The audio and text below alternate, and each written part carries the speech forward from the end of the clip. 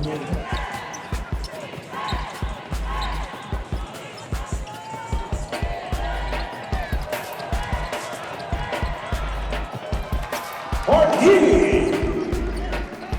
ganda na pinakita nyo today, no, kumpara sa last game versus San Miguel, pero unfortunately, nauwi pa rin sa talo. So tingin nyo, ano pang kailangan nyo pang improve para makakuha uli ng panalo sa PBA this conference?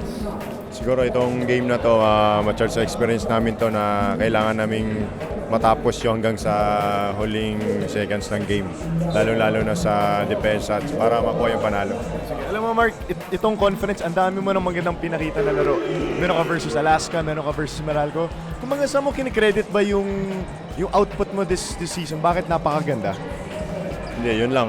Lagi ko lang iniano sa mga bata na kailangan lang namin ibuhos lahat doon sa practice namin para madala namin kagad sa laro.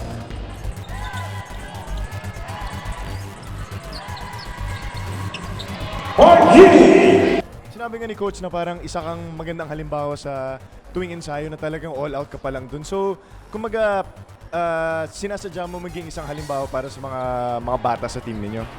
Kasi unang-una, wala naman talaga akong talent sa basketball. Kung dinadaan ko lang talaga sa dasal, sipag, tiyaga, yun lang. Kaya lagi ako umaga para makapag-extra sa kung anong kulang sa akin. Kumaga, this conference, Mark, sa tingin nyo ba, no, yung team may oras pa rin na humabol at makabawi pa rin sa conference na ito? Itong last two games namin, yun yung pinaka-crucial. Ang global, tapos yung Blackwater. Kailangan namin makuha yung dalawang panalo na yun.